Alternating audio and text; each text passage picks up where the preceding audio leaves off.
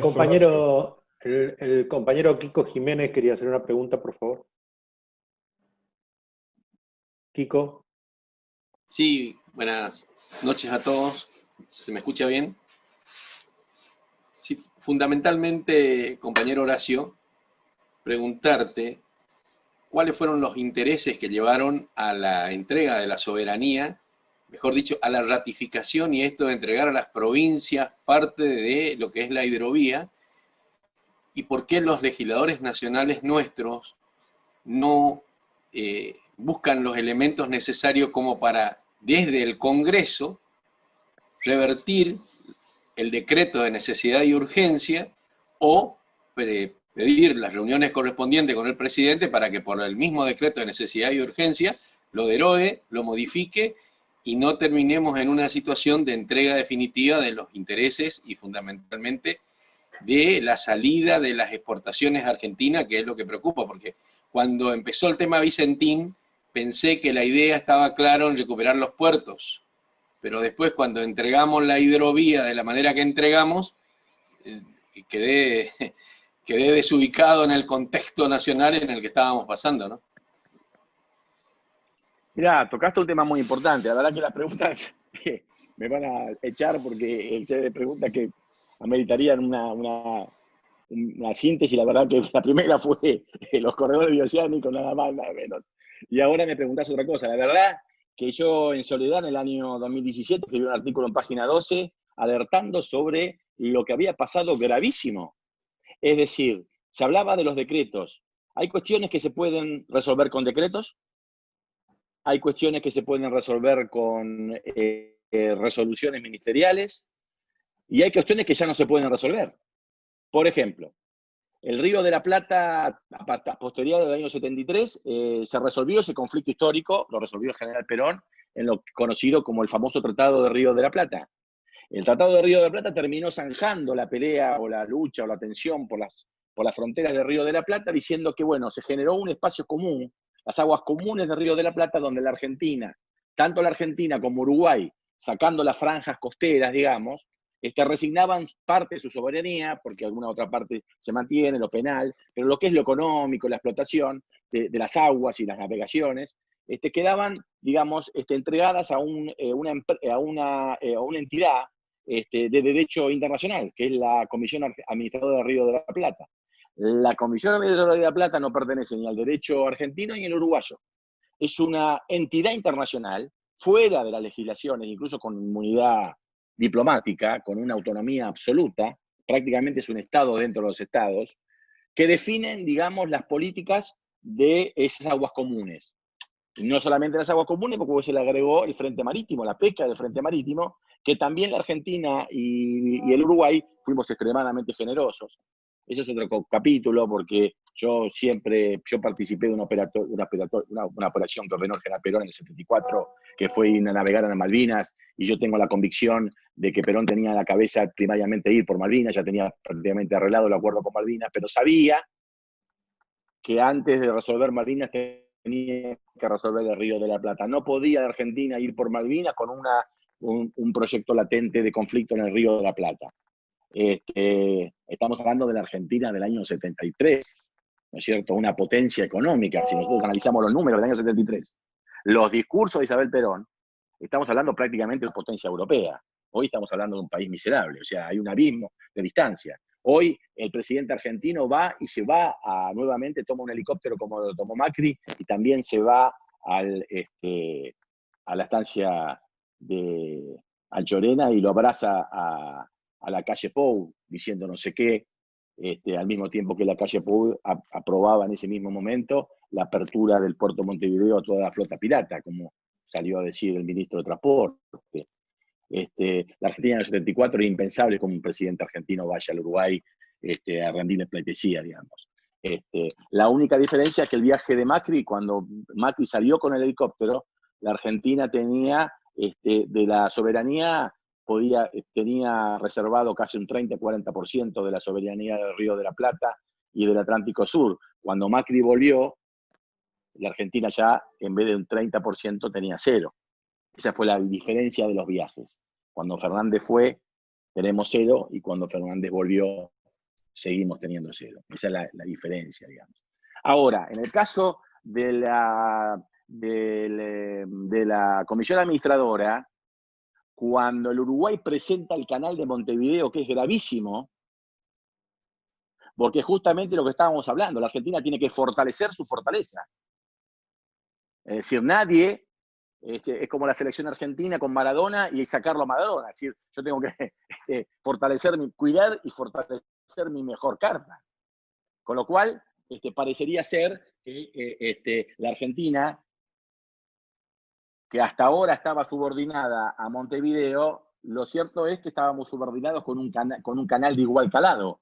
Nunca antes la Argentina hubiera aprobado una profundización del canal de Montevideo, porque esa profundización requiere, por el Tratado de Río de la Plata, por estar en aguas comunes, la aprobación de la Argentina, porque así lo prescribe el artículo 17. Ahora dice el artículo 17 que la otra parte, cuando recibe un proyecto de su contraparte, Argentina de Uruguay o Uruguay de la Argentina, tiene 180 días para oponer excepciones o para reservar derechos. Es decir, el canal de Montevideo, que era un cambio geopolítico como nunca antes en la Argentina, lo que peleó la vuelta de obligado, las peleas del almirante Brown, las invasiones inglesas, todos fueron para evitar que Montevideo controlara el Río de la Plata. Y cuando viene un canal que hoy se reemplaza las armas o los barcos por plata o por negocios, plantea la profundización del puerto de Montevideo, la Argentina de Macri dejó vencer por vencimiento de plazo los 180 días y ni siquiera reservó derechos. Por vencimiento de plazo, de pleno derecho, quedó adquirida el derecho de Uruguay de hacer su canal. Con lo cual eso es irreversible ya. Ya la Argentina no tiene ningún elemento ni para oponerse y ni siquiera para reivindicar derechos de la navegación. Habida cuenta que el canal de Montevideo prácticamente es como una tranquera que nos sacan la salida al mar. O sea, la Argentina hoy técnicamente es un país mediterráneo. Habida cuenta que nosotros tenemos el 80% de la población y el 90% del Producto Bruto al norte de la ciudad de Buenos Aires. Con lo cual es evidente que el Río de la Plata es la arteria fundamental. Sí, se puede acceder al mar por la Patagonia, pero ahí tenemos menos del 5% de la población, el 10% de la población, si es que llega. Y el Producto Bruto está más del 90% al norte de la ciudad de Buenos Aires, con lo cual es evidente que la Argentina no puede vivir sin el Río de la Plata. Bueno, eso no se puede revertir. Otro sí se puede revertir. Por ejemplo, la resolución 1108, que yo tuve el orgullo de firmar como Autoridad Portuaria Nacional, que fue ordenada por la presidenta Cristina, fue de la misma forma que una autoridad portuaria la firmó, un ministro de Transporte la cambió. El DNU del año 19, que es trágico, no hay antecedentes de Argentina, un DNU del presidente de la República dice que internaliza los reglamentos de la navegación que se definan en el Mercosur, lo hace interno en la Argentina. ¿Qué quiere decir eso? Que la Prefectura Naval Argentina, que es la Autoridad Marítima Nacional, que es la que por derecho propio le asigna la soberanía normativa para decir quién, cómo y con qué se navega el Río Paraná, la Argentina por acto propio dice, a partir de ahora, los reglamentos que definan estos señores, que fundamentalmente están manejados por los intereses de las multinacionales en el Río Paraná, lo voy a hacer interno. Y acá hay un hecho muy concreto. Nosotros tomamos una decisión que generó mucho conflicto. Es decir, a nosotros nos mataron 10 trabajadores en el Río Turbio. Lo llevó por delante un convoy paraguayo temerario, sin capacidad de maniobra, con dimensiones totalmente desproporcionadas técnicamente y al mando de capitanes sin formación. Eso generó en nuestras aguas y en nuestra gente un accidente. A partir de ahí nosotros tomamos la decisión, yo tomo como decisión, que a partir de la resolución, creo que era la 008 del año 13, del 2013, no se podía navegar con convoyes de esa dimensión. Acortamos a la mitad los convoyes. Fundamentalmente por la seguridad, pero también con cierta picardía. Yo no voy a poner mi río y exponer a mi gente.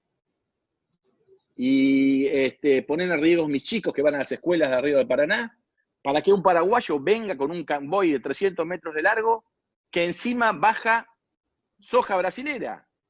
y que además va a un puerto uruguayo. Y que además el comprador es el mismo con el que compra a mí, que es Cargill, porque Cargill tiene un puerto en Rosario y tiene un puerto en Nueva Palmira.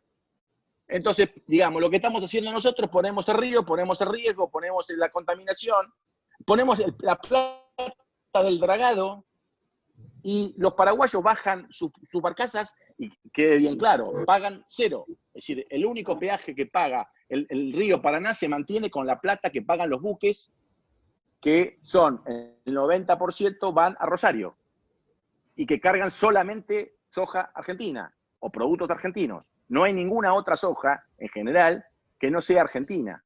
Con lo cual, siendo un commodity, el precio que paga los Cargill a los productores es el precio internacional menos los costos de transporte. Parte del costo de transporte es lo que se cobra el peaje. Con lo cual, en forma indirecta, los que terminan pagando y bancando el río Paraná son nuestros productores, con la paradoja de que sus competidores brasileños bajan su soja en el río Paraná, no pagan un centavo y descargan en Nueva Palmira. Y además cobran el dólar pleno, cuando un argentino, si exporta, cobra más o menos el 50% del valor que cobra el paraguayo. Es un disparate a todo. Después podemos hablar si hay contrabando, por supuesto que lo hay. El premio es muy grande. Es decir, pasar un camión y llevarlo arriba y cargarlo arriba de una barcaza paraguaya contra un camión que se carga en un buque que carga Rosario, el premio es del 100%, con lo cual es muy difícil ver. De todos modos, los números son muy claros. La producción de superficie del Paraguay da para 5 o 6 millones de toneladas por año y exporta 8. Hay algo ahí que no cierra. De todos modos, son especulaciones que, como yo no tengo evidencias para acreditar, no quiero cometer la imprudencia de decir cosas que no son. Lo que sí es cierto, que a mí me preocupa mucho más la legalidad del Paraná a la luz de los actos propios que la ilegalidad o el contrabando que puede hacer Vicentín. Por eso lo de Vicentín para mí fue una bomba de humo, porque la parte de León se la llevan los extranjeros por el río Paraná y nosotros estamos discutiendo por Vicentín. Y Vicentín no deja de ser la punta del iceberg del saqueo que se hace por el norte y utilizando el río Paraná, ¿no?